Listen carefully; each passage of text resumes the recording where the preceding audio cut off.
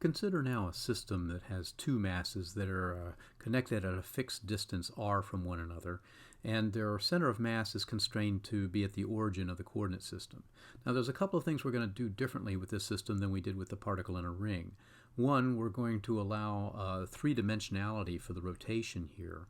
And with the second mass, it means that the effective mass of this rotor is not going to be just the mass or the masses that are there, but it's going to be a reduced mass. In other words, the effective mass for this model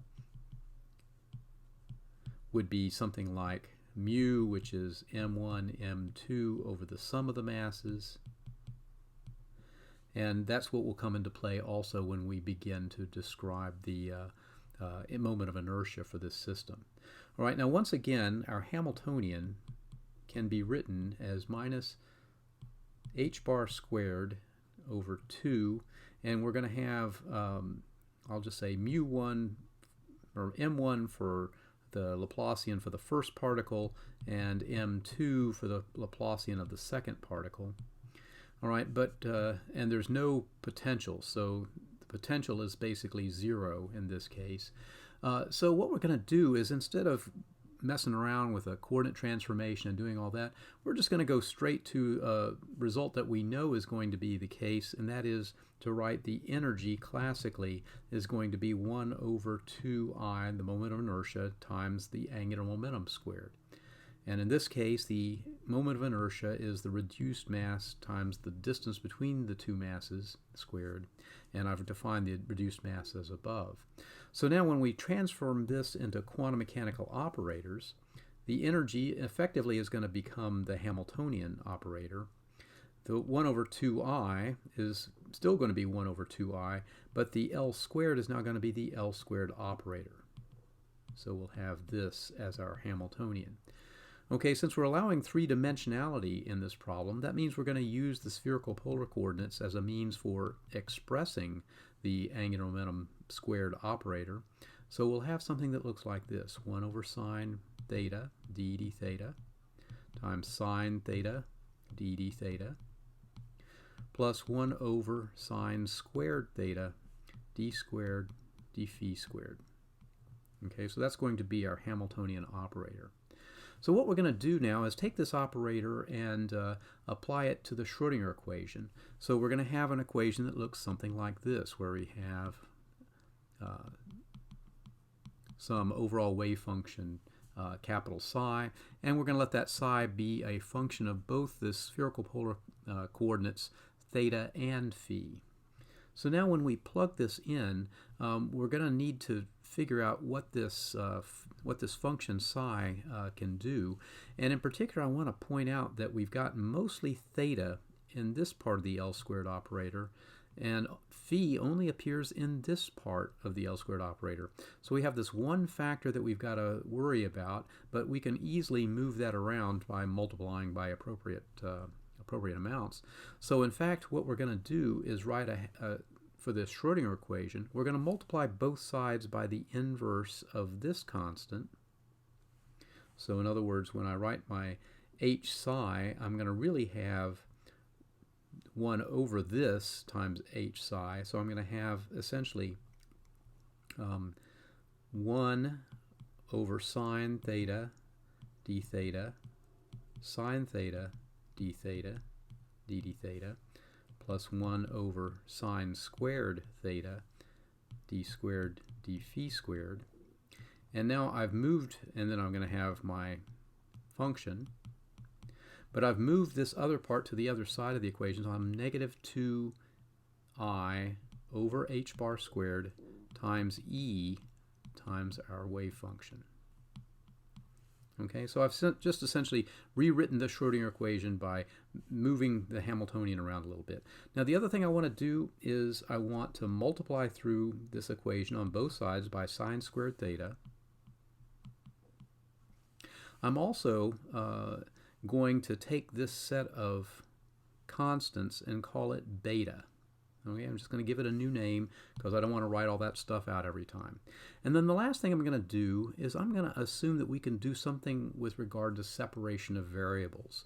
So I want to write the wave function as the product of a part that depends only on theta and a part that depends only on phi.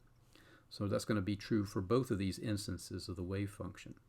Now, when I do that, note that this term operates only on theta-dependent functions, and this term operates only on phi-dependent functions.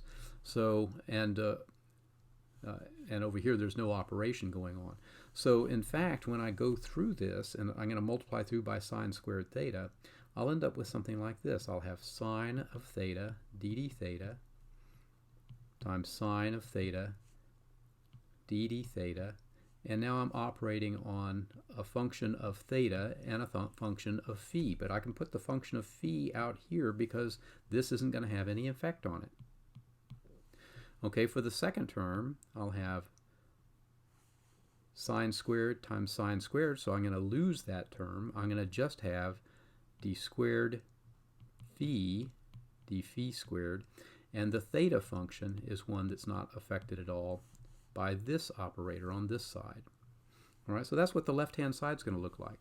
On the right-hand side, I'm just going to equal negative beta times the product of my functions times sine squared theta. So now, if I move this part over to the other side and I divide by the product, so I'm going to divide through by that, what will I get? Well, when I divide through by that product, I'm going to end up over here with sine of theta over the theta function, d d theta, sine theta d d theta, plus 1 over phi of phi, d squared phi d phi squared, and I'm going to have plus beta sine squared. And these parts drop out because I've divided through that. And we're going to be equal to 0. All right, so now we have actually a very compact equation here that, as it turns out, demonstrates that we can in fact separate these variables. Okay, why is that? Well, I've got terms here that depend only on theta. And this term depends only on phi. And this term depends only on theta. So in other words, I can take these terms that are only on theta, put them together, and this term that's only on phi, and the fact is the two of them cannot independently vary. Okay, if I vary phi, it's going to change the value of this term here, but it can't have any effect on that term. So what that means is that both of these terms must be equal to a constant. So in other words, I have one equation that will look like this.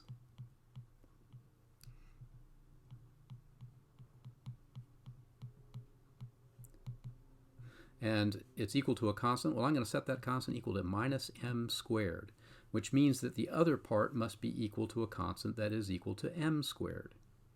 Okay, this thing I've already solved. This is in fact just the same solution that we saw for the particle in a ring.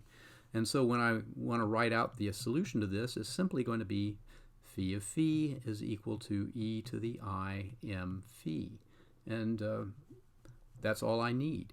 Now you might think, well, I can immediately say that m is equal to all of the integers. And indeed, because of the boundary conditions on this, I can say that m must be an integer. But I've got this other part over here, this part that depends upon theta. And because I have that, I can't discount the possibility that the values of m might be further constrained by whatever the solution of the other part of the equation is. So right now I'm just going to leave it at this, and then we'll take up what the other part of the equation tells us with the next video.